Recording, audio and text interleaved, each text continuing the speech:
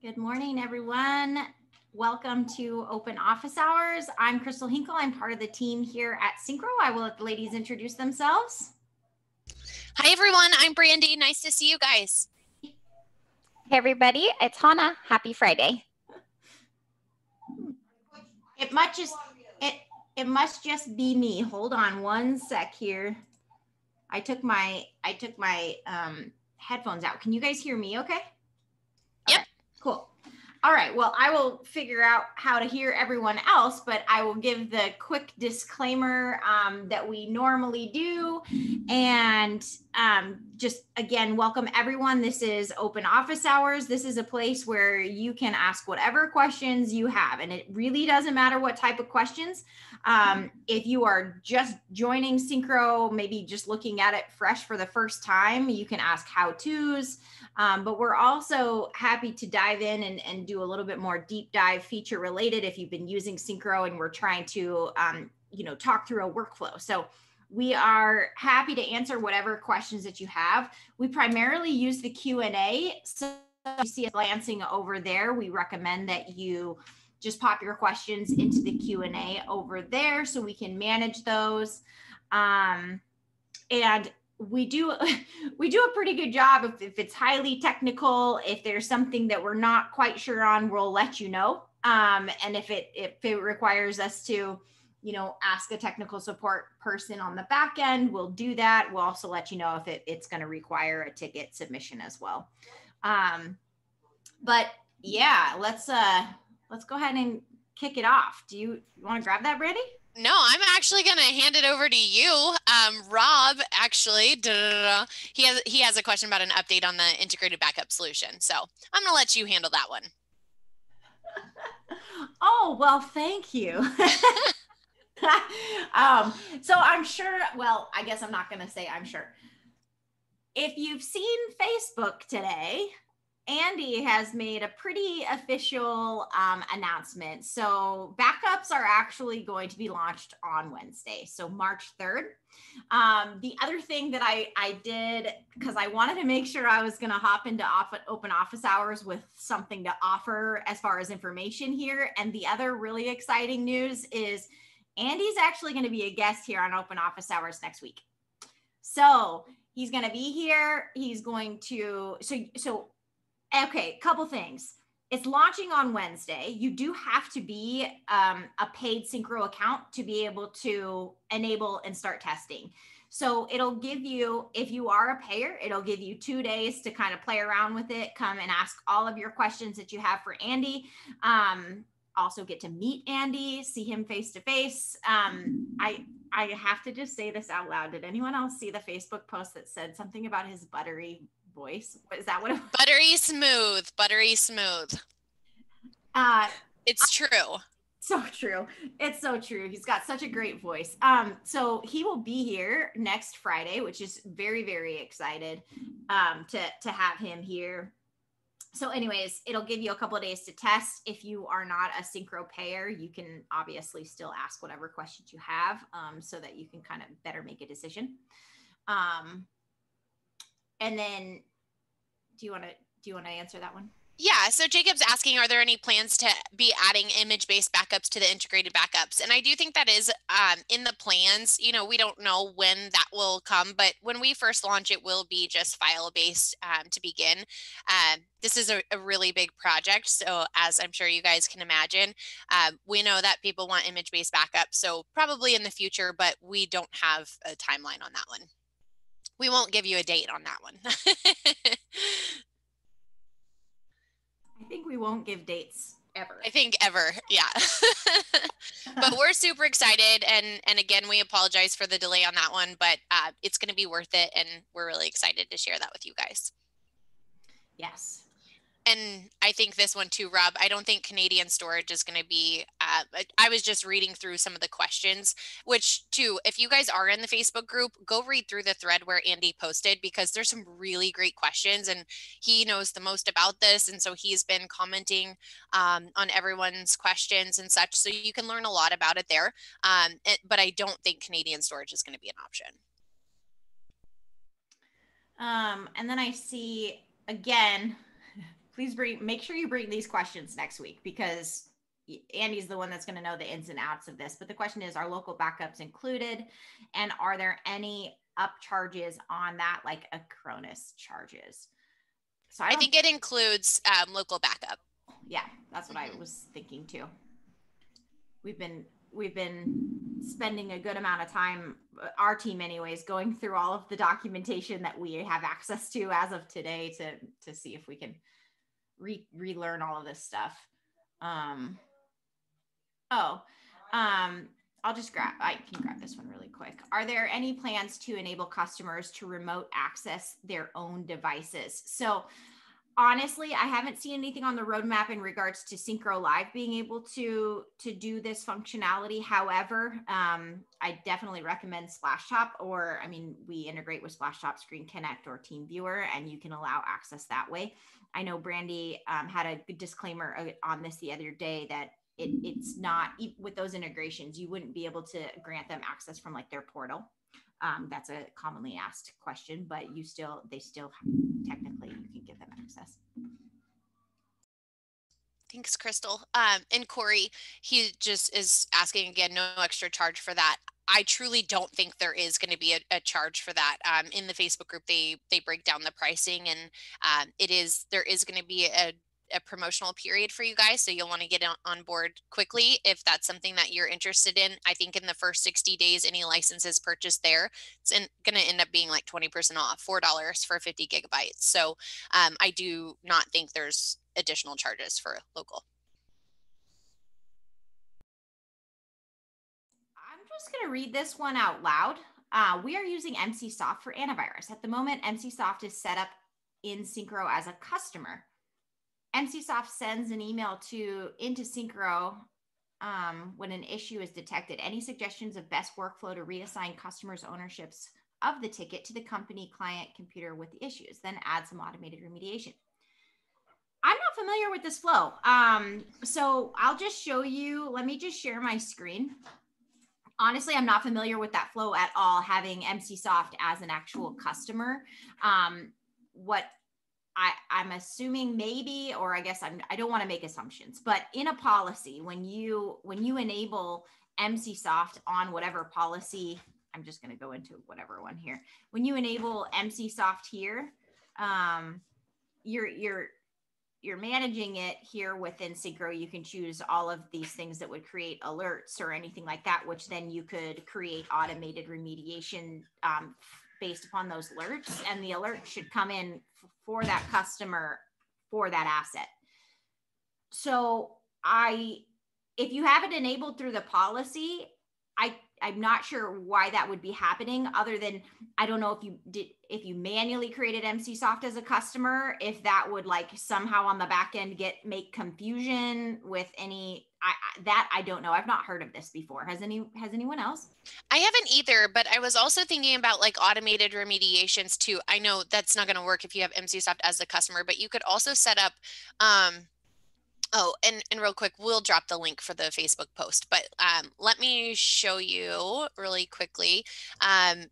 In your assets in RMM, you can set up some automated remediations too. And I'm wondering if you should do it in here.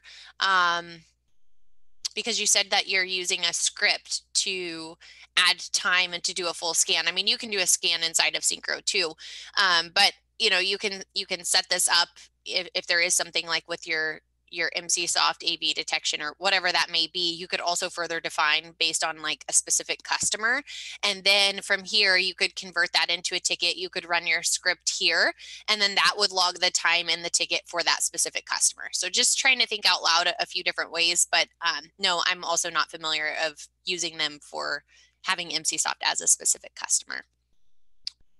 But I'll go find that Facebook post for you and drop it in.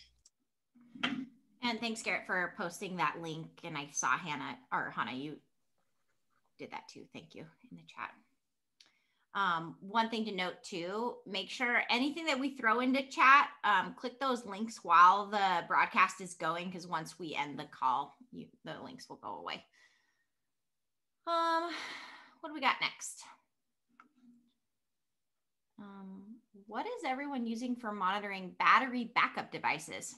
Question for the group. Anyone can throw out their answers there. And with that too, Andy would like a 2-minute warning to copy all the info in the chat window. Yes, I will. I'm going to make a note too. So we will do that for you.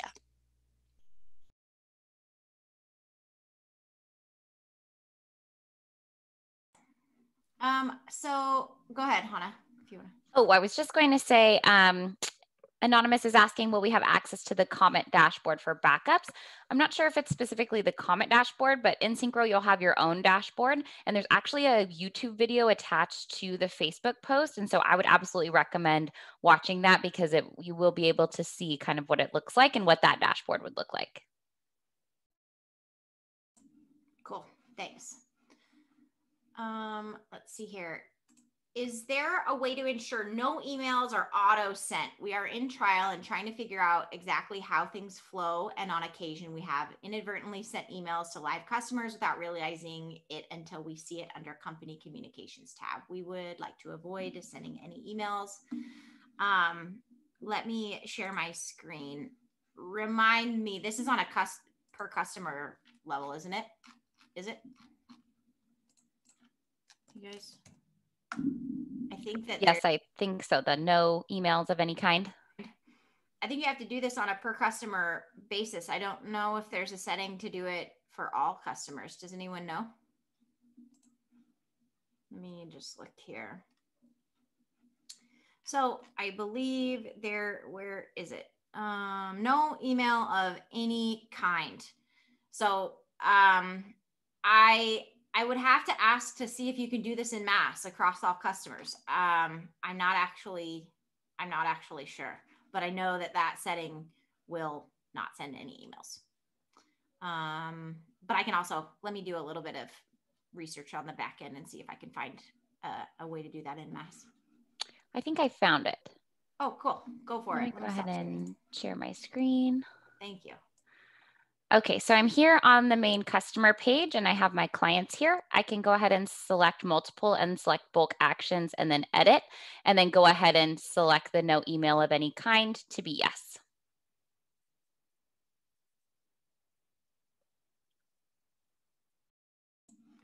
Sweet, thank you. As far as the question just in regards to additional exciting initiatives on the roadmap. I mean, we're definitely focused on backups right now, but we have a ton of stuff. If, you know, that fireside chat that was done around the end, either the end of the year or the first of the year, you know, we did publicly say we are working on a new version of our Mac agent, which is huge. We're really, really excited about that. We actually have a lot planned. We don't have a public roadmap. So if you have specific questions, happy to answer that. But if you're familiar with our development cycle at all, yeah, we're releasing things all the time. Sweet, thanks. Laura's asking about, it allows you to check that no email of any kind and also check the marketing emails. I'm pretty certain even if you have marketing emails selected, if you choose no emails of any kind, they're not going to get any emails. That I do believe that's going to override it. So I can confirm that too. And then while I'm unmuted, Andy is asking if we have a link to the recording of the fireside chat. I think we do. I think it's posted on our Facebook group. So I will find that and I'll drop it in there.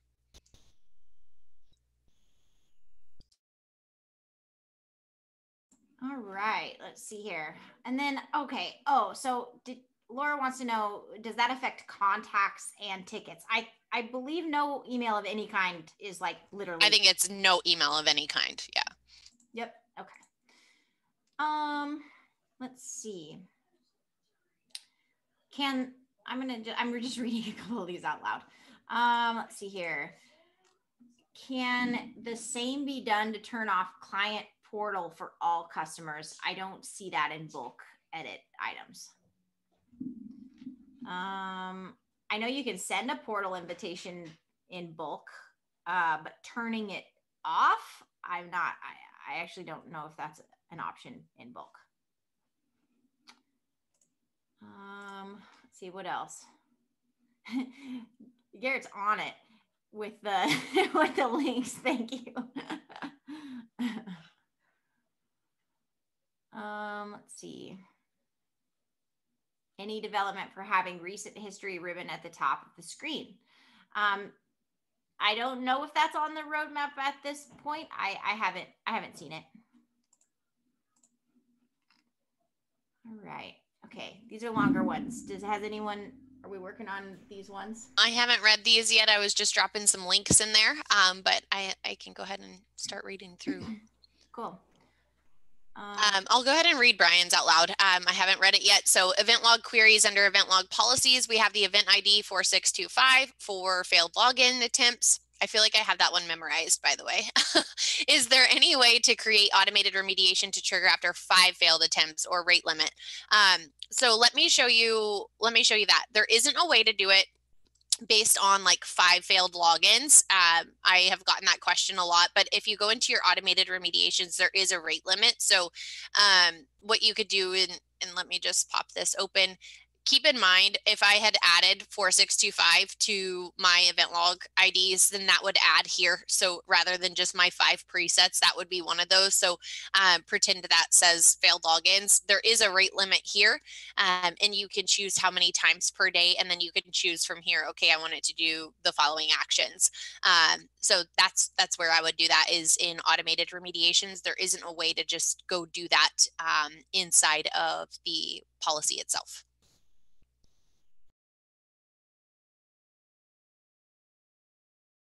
Cool. Okay, I'm going to grab this one. Vaughn says we use a third-party AV product. We get the alerts in as tickets and then use email rules to send them to correct customers. My question is, there any way we can get the alert counts, which come in as a ticket, into the executive summary report?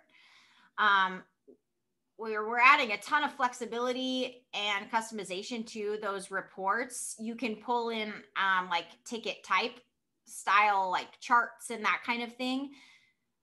So if those have specific ticket types, you could maybe, build a report based upon that. I'm thinking that might be the only way to do that. The other thing, so the portal permissions, we've got an amazing technical support person hanging out with us on the back end. And so I want to let you know, you can turn off customer portal for everyone by editing the customer portal permissions. So I haven't gotten there yet, but let me just share. I'm just going to share my screen here.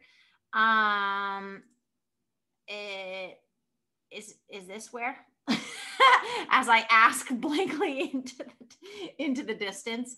I think you can do it somewhere in here. Does anyone know exactly how to do it here? Or just, I wonder if we edit. Let's see. This is the fun part about. I'll look in the back end. Okay. Portal permissions. Edit the non-user portal permission. Oh. Non-portal user groups. And if I edit this.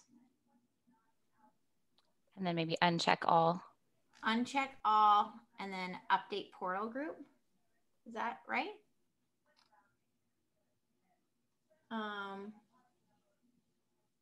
Oh, you can disable the portal for everyone that doesn't have a portal user created. I see. Okay. I found the bulk enable, but yeah, okay. I think that if they don't, yeah, you just uncheck everything here. So I think that's how you would do that. Cool. Okay. What else do we got?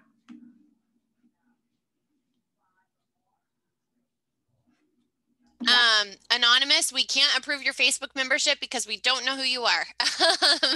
If you want to let us know who you are, we can look in the back end and we can definitely see if we can pull some strings for you. Typically, it can take about 24 hours. We just want to make sure everyone's legit. So we'll get someone on that. If you want to drop us your name and email, that would be great. And make sure it's your Facebook name, because I know sometimes people have like a different Facebook name. that's associated with their business. And then I have Karen. So I'm new to Syncro. Welcome, first of all. What would be the best way to learn workflow process from ticket to resolved? Are there any additional videos that I can view other than what's under training? So I don't think we have any additional videos, but we don't have a lot of questions. So I'm happy to share that with you. And if you have any specific questions about it, just let us know. But I'm just going to open up a ticket here. Any ticket that can be open. And actually, I'm just going to go through this process. We have a couple minutes, and I know there's some people that will probably like to see this. So what I recommend, you're creating a ticket. You can do it from any screen inside of Syncro. I also like to scroll down on a customer page to the asset and create a ticket from here. It saves you guys some click steps. You have no room for error for an asset name or business name. It's just already here for you. And then from here, you can choose your required fields. I'm just going to be really quick with this one. But I also like custom fields for tickets because you can do some pretty cool stuff here. Inside of a ticket, now this is a new ticket. I'm going to work my way through it. So I have a worksheet. Anytime I choose virus removal, I have a virus removal worksheet. You guys should definitely check out worksheets if you haven't. But I've done a couple things here, and now I'm going to log some time. I'm actually just going to manually enter my time here. But if you would prefer to, you can use a timer, or you can just go down here. I can make a private note and log some minutes spent here. So that's another way to do so. You will notice in the ticket, I have the asset here. If there was not an asset and maybe this is a new client, I could also send over an agent installer link inside the ticket. So I'm working on it, and now I'm going to run a remote session, and I'm going to run a script, and now I'm ready to resolve this ticket. I can change the status here. I can also change the status down here. That's another way to do so. And then what I would recommend doing, and you all don't have to, but instead of turning this into an invoice, you could at that point create a recurring invoice for someone. And maybe it's just time and materials. And I just want to say, okay, monthly, I'm going to pull in any tickets that have been resolved, or whatever status it is that you would prefer there. That's just an automated way to go ahead and send out your invoices each month. And there's, nothing's going to slip through the cracks. That's going to pull in anything that hasn't been placed on an invoice. So hopefully that helps. If you're looking for a different flow, let us know. There's a lot of options for you with tickets, and we want to make sure we're here to help. Awesome. I'm going to grab this one. So Brian, yeah, let me take a little bit more time and show you these MCSoft settings. So actually, let me do this here really quick. I'm going to go to a policy because let's just, again, we have a little bit of time here. So it's worth noting. So there's a couple things here with MCSoft that actually is pretty new, a couple months old anyways, at least. I don't know, time goes fast. So you enable MCSoft here, and if it's Syncro managed, then you have the option to choose like what type of scans. You can choose what you want Syncro to do if the event happens. So whether it's a malicious host, you can choose how you want Syncro to respond to those things. And then there, I mean, obviously you can see a couple more settings here. Now, what I do want to say is that you do have access to the MCSoft Cloud Console also. So if you wanted to manage the different settings in the console, and I think the main added benefit you would get if you did that through MCSoft Console is to be able to specify like DNS protection, because you can do that through their cloud console. And then, so depending on how you decide to do this, whether it's Syncro managed or through MCSoft, then when you're on an actual asset, you still, I mean, you're utilizing the policy to perform the actions that you're wanting. So like if you go into, let me just go into a device. When you're in the managed antivirus section, you don't have a ton of control from here because it's, set on a policy level, but you can run scans from here. You can also, you should be able to see all of the scans that have ran in the past. And if there were threats, you should be able to view them from here. So if you don't see what I'm showing, or if something seems to be missing, definitely write into help, but hopefully that does help a little bit. And then the other one I was going to answer while I am unmuted is there any good way to keep a ticket from being reopened if a customer replies and just says, thank you? So we have these settings in ticket settings. If you go to additional settings, create new ticket if customer replies to an old ticket that was resolved more than X days ago. So my Friday brain is having a hard time wrapping my head around like the verbiage of this of this section. But if you don't want a new ticket created, really ever, I guess if it's a reply, then I think you could just leave this blank, right? If it's a reply to an existing ticket, it'll just stay in there. But if you wanted it to be like, if they like dug up that old ticket in their email and replied 14 days later, maybe you would want it to create a ticket. So then you would that would be the use case to put like 14 days here. So hopefully that helps. I think we took the long way around, but we got there. Awesome, thank you. Vaughn has a question. I want to run a script on a batch of manually selected assets. I see options for running the script based on a saved search, policy, etc., but I don't see currently selected assets. Is there a way I can run the script on the 10 or 20 or whatever assets I have manually selected? And so I'm just going to share my screen here. So you can be in the Assets in RMM tab, and then with the assets that are listed here, go ahead and select them through here, as well as then manage in bulk to run a script or schedule one. Another way that, of course, if you have a good amount of assets in there, and let's say you did want to search it by either client or client location, that you could go ahead and search by client or specific location, and then go ahead and select those and manage them in bulk. I did do some testing. What you can't do is go ahead and select some from within here and then execute a search to select more of them and then manage them. It won't save what's selected, but you could go ahead and just select them from not being within a saved asset search and then manage those in bulk. Thanks, Hannah. Question from Garrett. So I created a custom widget that captures signatures for customer accepting they read my terms and conditions, which is a website link of my MSP services. Is there a way to have the signature and terms and conditions attached to the ticket created like an intake form does on the in-store ticket creation? So not at this time, but it would be a feature request and we're happy to pass that along. Cool. I'm going to read this one out loud because I don't think we have this enabled on our instance. But when closing a ticket, we can either choose actions resolve or change the status on the left. Does the actions resolve do something else? Also, when choosing action resolve, does not turn work completed to green. So I'm assuming, let's just do this real quick. If I go to any ticket, I'll talk through a couple of things. Resolved is definitely, it is a backend setting. And there's a couple nuances that I'll just kind of talk through really quick. I'm just going to go into any ticket. So technically, like changing the status here to resolved and actions resolve ticket should be the same on the back end.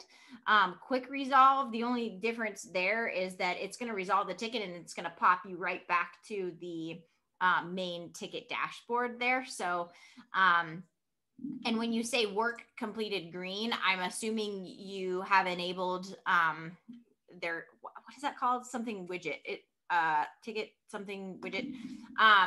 So I don't have that enabled, as you can see. I would have to double check on the back end, like what actually triggers that to be work completed. I don't know if it has to be invoiced or I can double check on that because I'm not super familiar. I don't actually use that very often on our demo account.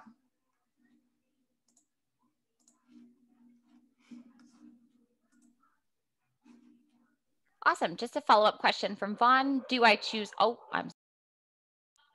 Do I choose all, or does that only run on selected items? So I'm just going to share one more time that I'm in my assets and RMM manager. There is a select all function, but again, you can also just select the ones that you're looking to manage in bulk. And so here I have these 3 selected. So when I manage those, it'll just be those 3 that execute the changes. Thanks, Hannah. Question about SNMP is a ferocious beast. We've tried without success to add an untangled device. Haven't tried with standardized net equipment yet. Is there best practice? So I just dropped 3 links in there for you. I dropped our announcement, so it has a video of SNMP. I also dropped our KB, and then we had an awesome deep dive from Frank, who is our technical support team lead. So I just dropped that in there, and hopefully that will help. If you do have any questions, I know people in the Facebook group have been really, really great with assisting others and setting that up. And if you run into any issues or anything, of course, reach out to our technical support team. But hopefully that will help and kind of walk you through it a little bit further.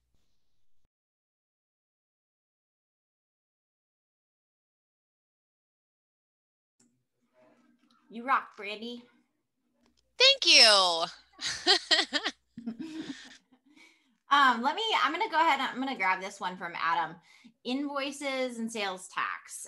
We need to send out emails to a client with 2 offices in 2 different tax jurisdictions. Only one office is paying the bills, and we suspect that at a minimum, we would need to send 2 separate invoices so that taxes are correct. Can we create a location for each and then invoice tickets and contracts based on location? Really good question. Let me just share my screen. So what I would recommend in this scenario is actually creating each location as a customer, as a separate customer instead of a separate location, because you can't necessarily define tax rates based on like a location setting. But what you can do, if I go into, so if you create them as separate customers, but you want the bills to go to the same place, what I would recommend is setting them up again as separate customers. And then in the customer settings, going back to these additional email settings that we've added, you can do this additional CC email address, and that email address can actually be the same email address on multiple accounts. That will enable you to hopefully handle that, and of course set up your tax rates appropriately per location. If you ladies have any other suggestions, but I think that would probably be the most accurate way to handle it within Syncro.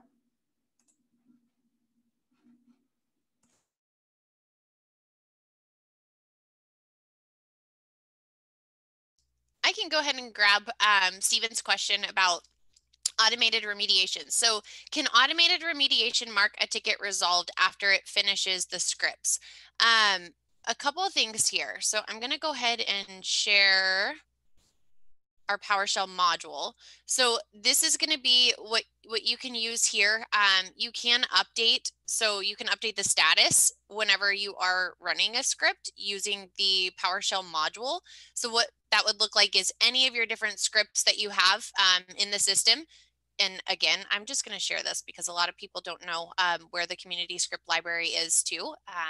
Your account might have like 5 or 6, and in the community script library, there's like 300 available for you. So go ahead and import any of those, or if there are any scripts that you have on your own.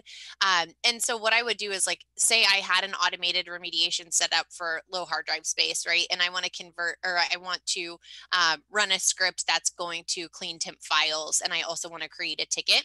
What I would do is I would edit that clean temp file script, and I would add that to be able to update the particular status, and then you would absolutely be able to do so. So that would be attached to the script. Awesome. Okay. Let's see here.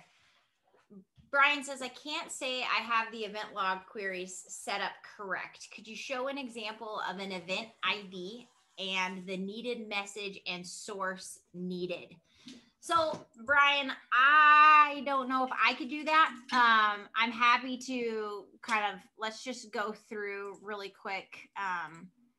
Let's just dive into the policy and go to event logs. Mostly because, again, I know Syncro very, very well, but I'm not an MSP and I don't have event IDs. Like I don't know them off the top of my head, or so I don't know if I'd be able to give you a specific example. But from here, if you edit your event log policies, if you know, again, essentially you'd have to create a new event log policy here and go in and add whatever event log ID that might be so that it can start triggering. So you'd go new event log query. So there is a couple clicks here for you to get where you need to go. So you could call it whatever you want, your event ID, and then message. So again, I understand that you're asking me to provide an example here. But I like a common one would be like, if you wanted to get an alert for a failed login, for example, you could, add the failed login as a name and ID. The message could be, this person, whoever, or if you wanted to use keywords or failed login, depending on your severity. And then what's nice is that once you have that created, then like what Brandy was showing in automated remediation, it'll be in that drop down. Once an alert has come in, it'll be in that drop down. And then you have a couple options of like rate limit type stuff, because maybe you don't want any sort of automation to run if you only have like one failed login, but maybe if it's like 20 failed logins in a certain amount of time or something like that, like I think you can configure that in automated remediation in a smart way to start getting alerts that way. So again, maybe not a very specific example as requested. So I'm sorry that I'm not able to provide that, but hopefully that a little bit of context is helpful. Yeah, and to add to that too, Frank from our technical support team is also listening. So thank you, Frank. He also just chimed in and said, like in there where Crystal was just showing that, it shows how it's set up. So it has like the message and the name. So, and those are bootstrapped. There's a lot that are in the account already. So if you're looking at how to format those, it should really help you like look at the other ones that are in there when you're crafting that. So use that as a guide. That was a good tip. Yes. Thanks, Frank. And we had someone, I think a week or two ago, I can't remember if it was on Friday or Tuesday, but they were asking for a deep dive session on event logs. And it sounds like we had a couple of comments just now about the event log ID. So that would definitely be worthwhile. Yeah, absolutely. I think we got a request for event logs, a deep dive in scripting. If anyone has any other ideas, because we'd like to, continue. It's really, really nice for us to be able to provide, those deep dives, and then also have our technical support join and give it an added element of value to these open office hours as well. Print level monitoring via SNMP deep dive. Yep, I hear you on that. When we assign a user to an asset, will the tickets be delivered to the user as well as the company contact email? Yes. Right? I think if there's a contact, it just goes to the contact that's assigned to the asset rather than the main point of contact. But just because this is a question that we get kind of often, I'm going to share, I'm just going to go into a remote session real quick so I can show what the customer, or excuse me, what the end user sees. Excuse me, because I think people get hung up on this. If your customer clicks on the system tray icon and goes to create a ticket, it's going to auto populate the person who is assigned to the asset. But I oftentimes get people that will say, oh, well, the person changed the information in here, but it went to the main point of contact. So if there is not a contact assigned to this asset, it's always going to go to the main point of contact on the account. So I think it's worth mentioning that, because sometimes people get a little bit confused there. So make sure if you want it to go to an individual contact, that contact is assigned to the asset. Awesome. Thank you. And then Andy, yeah, I agree. Just saying a tip, often these questions are not currently relevant, but I think copying all the questions like the chat section would be a great way to build an index and be able to look up the answers in the recordings at a later date. Yeah, I love that. We're looking into different tools to be able to do that. Right now, it would take a little bit of resource to be able to what we like. The ideal situation is that everything would be like tagged, time stamped. You could search something and literally just click right to that thing. So we want to provide that for you and kind of continue to build out those libraries, because yeah, it's really helpful to see it live for sure. Just copying to OneNote. Nice. And with that, this is your 20-minute warning. So whoever was asking for the 2-minute warning, this is your 20-minute warning to grab any of those links in the chat and go ahead and save those so you don't have to do them all at the 2-minute warning. Corey, yeah, markers would be great, but I know what kind of chaos that creates. Yep.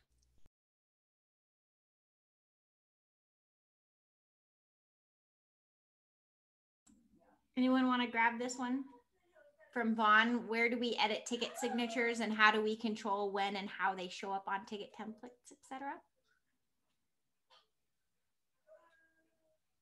Anyone? Anyone? Anyone? I can do it if you want. What I was going to show. So if you go, let's go here, and I'm going to go to the admin section here. I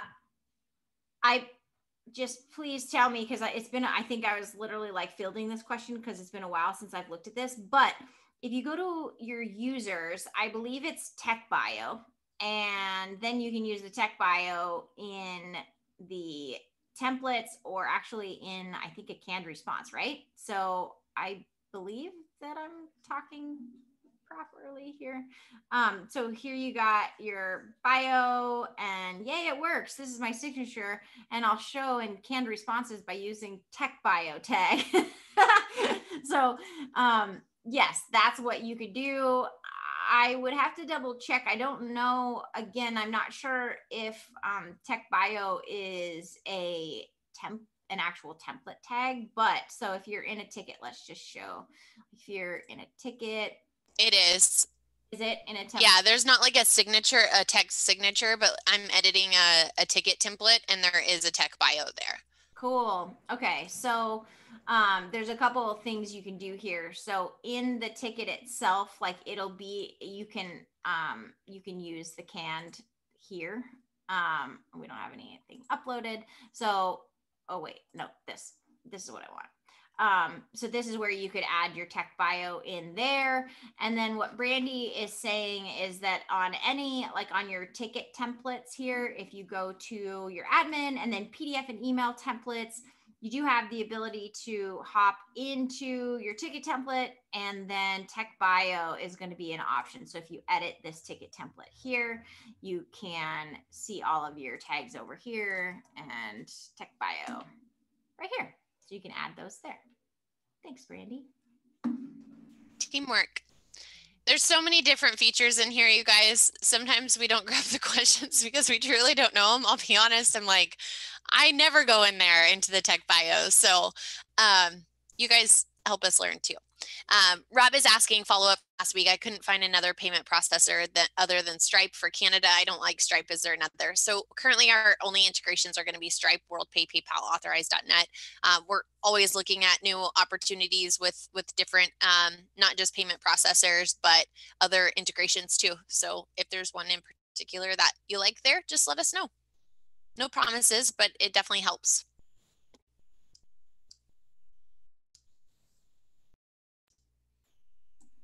We have kind of a quiet group today. I know it is quiet. I don't know. It's Friday. You guys are usually lively Friday morning. Maybe you guys haven't had enough coffee. I don't know. But if there are certain features too that maybe it's not a particular question, but you're like, hey, can you show me this? Feel free to drop that in while we have some free time. Take advantage of it. Absolutely. I'll just read this one out loud. With automated remediation or scripting, can we call and use canned responses? I don't think so. I don't think so. I don't, yeah. How do we take the tech name off by default on service descriptions when invoicing? Is that the one in the ticket settings? Yeah, that's what I was curious. Is this the one where if you go to tickets, did I pass tickets? There we go. Preferences, and then you go to additional settings. And you should be able to, my guess is this is where it is, but I'm not positive. My guess is when you do like your ticket timer charges, for example, and use these tags, if you click this little tooltip here, you can see what tags. So you could customize that, like every labor charge looks exactly the same and wouldn't need to include a tech name if you didn't want it to. So I think that's what, I think that's where you would go. Pretty positive there. What else? Leah's asking, I haven't really read through this yet, but is there a way to have auto or similar as a user so that automated remediation tickets don't show up on a report as tech none? There's not really a way to do that, but what you could do, and let me just share my screen real quick, is if a tech isn't going to be working on it, there's, I guess, one of two different ways that you could do it. So you could just not create a ticket if they're going to be auto remediated and you don't want to report on them, of course, and you just want it to go through that process and, of course, just kind of solve the issue. Another thing you could do is, let me just convert it into a ticket. I'm just trying to think about like a specific status or assignee, because there's not going to be a way to add an additional user here without paying for a license for them. So I think that's ideally what you're asking for. But I'd probably use like a certain field type or issue type, just so that you know, like it could be automated remediation or whatever it is here. You can also still report on automated remediations in the asset activity audit too. But short answer, no. Sweet. I'm just double checking. I think I might have like hit answer live on one that we didn't actually answer. I put that in the, do you see that in the chat? Yeah, I know which one it is. It says, can you guys show screen for startups for basic automated remediations, scripts, alerts, and policies to get us started out of the gate? Just on this one, I would say the best place to go ahead and see a lot of those is in our YouTube page. And so I'm just going to share my screen to where there's going to be a lot of awesome videos to go ahead and show you that. I will also say that if you guys are in a current trial with us, that we do have a special open office hours on Tuesdays. And so this is going to be a little bit of a slower paced session. That's an hour that then we can kind of go ahead and do a share screen on some basic setups for those. But the YouTube page and the videos here on the deep dives for those specific items are going to be kind of the best way to see those out of the box setups. We just did one on ticket automations, and then I think Brandy recommended the one and posted the one with the deep dive on automated remediations. And so I would absolutely recommend hitting the YouTube page and checking those out.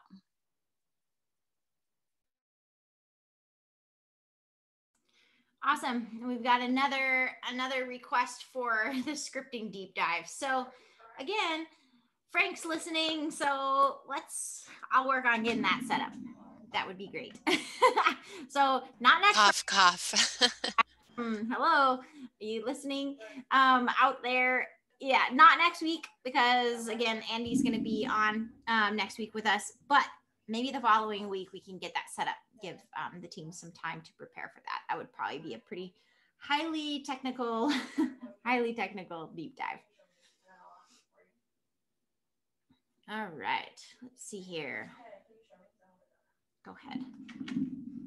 I think I'm muted. I think this is just a recommendation. So Syncro, like the tickets, fully processed ticket with billable time has been a helpful script for letting us create tickets and add time, etc., to them when using automated remediations. So thank you for that little tip. I agree. I think it's awesome. You know, nothing's slipping through the cracks, and you guys can bill for that. You're doing the work at one point, setting that up, right? They don't have to know you didn't do anything right then. And I think automated remediations are really nice for all-you-can-eat customers too. because hey, and since we're here and there's no questions and we have 11 minutes left, I want to share something with you guys. So a report that I really like is, hey, maybe it is an all you can eat type of a customer, right? You want to show your value. You want to show them as much as you can that you did for them, so that when it is time to renegotiate your contract with them, you can say, hey, this is everything I did for you. So the asset activity audit is really nice. What you can do is I could show a list of all of my automated remediations. I can show everything that was installed or updated. I can show, remote sessions, everything like that. I would recommend utilizing this report with customers for sure. One thing that I'll add to automated remediation, we talk about this often, just from a business standpoint. A lot of times, if you're doing a really good job at being an MSP, a lot of times your customers really never know what you're doing. And so they will tend to question your value. They're like, well, I didn't even have to talk to you this month, so why am I paying you this amount of money? So when you set up automations, this is the way that I like to think about it. I'm not saying that you would, best practices wise, need a ticket created for every little thing. But if you set up automation and have a ticket created, have it have it run a script and auto clear itself, that is, you can report against that. So it's showing hey, I did this. You can send an email to your customer, I did this, because I think that's the biggest thing. We want to give you tools to provide that value so that you can make more money. You are that proactive, preventative service. And so a lot of times that's one of those things in the budget that they're like, do I actually need this? Nothing ever happens. So I just recommend packing automated remediations, and then you just set it, forget it type of thing. So just my 2 cents on that one. Cool, thanks. A couple questions in here I'll grab. So Rob is asking, are there any other companies other than Pax8 that sell cloud solutions that we can resell to our clients? Any options to add 1Password? So the only one that we currently integrate with is going to be Pax8 for that. And we don't have an integration for 1Password. But I'm just going to, because again, we have some extra time, I'm going to show you guys a few different things that you can do. So over in the assets and RMM tab, one of my favorite features in Syncro is saved asset searches. So click out to the left, and this is personal preference. You can reach them here. I always do it out to the left with the magnifying glass, but you can create these different groups of devices. So maybe I am selling Office 365 licenses to my customer and I'm not using Pax8. In the admin section, you could set up a custom field, and you could do a custom field for an asset, or I know a lot of times people bill Office 365 per contact. So I could create a custom field for that, and it could be just a simple checkbox. So I could say an asset checkbox, Office 365. This is just a nice way. This is just a custom field I have selected that to make your billing, and usually this is why people want an integration, right? Is because for billing purposes, you want it to be easy. You still have the option of billing dynamically. So I might say, okay, I want to bill them monthly, and I want to go ahead and bill them for every device that has Office 365 because I have a custom field for that. So I could do that. And then this is a dynamic counter. If I go add a new and check that box, I'm checking the box manually, but I'm invoicing automated. Then I would absolutely recommend utilizing this section. And again, you can do that per contact. So definitely utilize those. Really, really Synnex, Ingram Micro, SureWeb. Yes, those are all additional that you can resell, but just not something that we integrate with. So thank you for that. And then we also have a question, is it possible to automatically create a ticket when no one responds to a chat? So there isn't a way to automatically create a ticket when someone doesn't respond to a chat, but what you could do is, of course, you can go into the chat and, okay, I see 4 minutes ago, they haven't, updated this chat, then I can create a ticket from here. It just won't do it automatically right now. Great feature request though. And as you guys probably know, chat is one of our newer features in the system. Yeah, I like that one. Awesome. This is a 6-minute warning. And thank you, Brian. He says, I second the 1Password integration feature request. We will absolutely pass that along. Since we don't have any questions, I just wanted to highlight a feature that I feel like I really discovered this week, and that's really being able to attach icons to your client custom fields. So I'm just going to drill into our favorite customer, Larry, here. And I have a custom field set up for billing status, and that's actually attached to this specific icon. So it's a really easy way, especially if you're in the main customer page, to see who is a particular unique identifier. And so if I went in to edit my custom fields, and just so you guys do know, when you're editing a client, this is a quick click to add in newer custom fields. And so you don't necessarily have to go all the way to the admin section to add in those custom fields. This option will be there on when you're editing assets as well as customers. But here, if I say that, oh, Larry, he is not doing very well right now and he's behind in payment, then I can go ahead and save my changes. And so now, because I have attached a icon to that custom field, it can go ahead and populate here, and it will actually show on the main customer page as well. And then just so you guys do know, we have a quick click to disable scripting in that way also. I love that one too.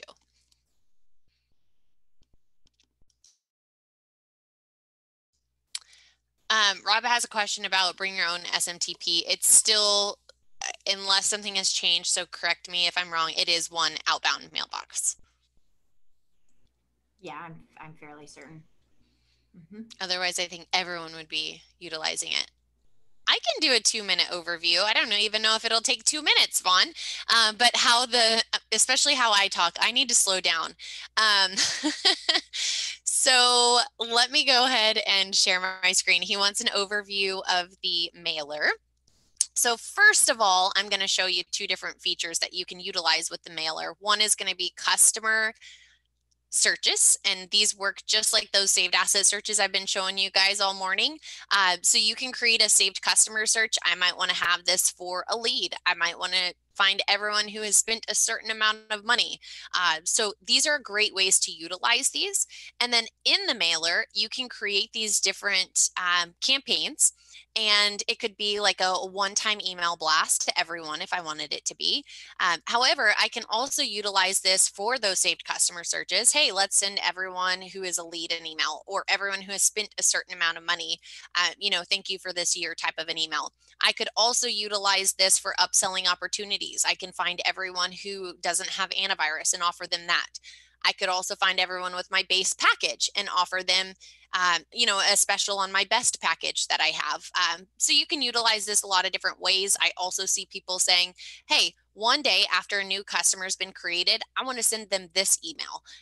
14 days later, I want to send this email. And this will track your click and open rates for you. So let me just pop one open. I think I have one that should have some analytics here for you.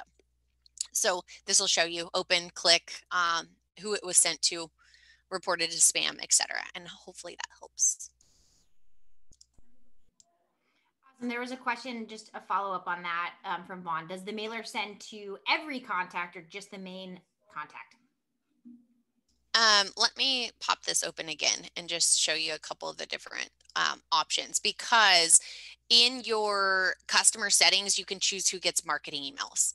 So you'll be able to specify who gets that. And then I can also choose include marketing contacts here. This is going to go just to the main point of contact on the customer. I don't believe that's going to include any contacts unless they have this selected. Cool. And then I actually don't know if there's a way to do this.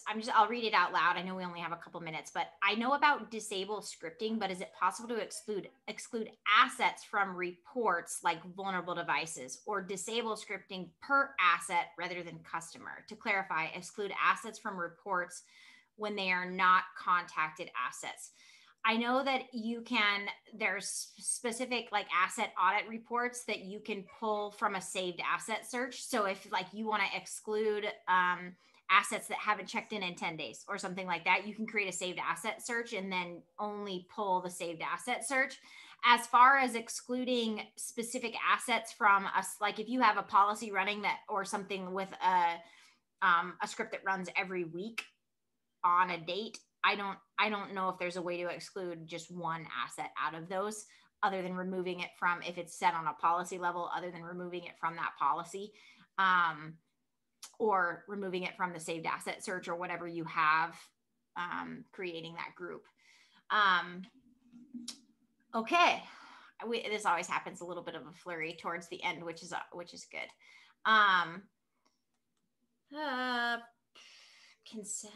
There's a couple questions regarding SMTP. I don't think I'm the specialist on SMTP. So I think for most of these questions, unfortunately, if you don't mind, I think it would have to be just a quick email to help@syncromsp.com. So yeah, sorry, not able to kind of like deep dive that too far. But as my cuckoo clock goes off in the background, we are at the hour. If you haven't clicked links, click links now. We gave you 20-minute warning, 6-minute warning, and forgot about the 2-minute warning. So go ahead and click your links now. And happy Friday. Join us next week. Andy will be here. We'll be talking about some backups. Get ready for that on Wednesday. Have a fantastic weekend. Thanks for joining us. Thanks, everyone. Thank you. Bye.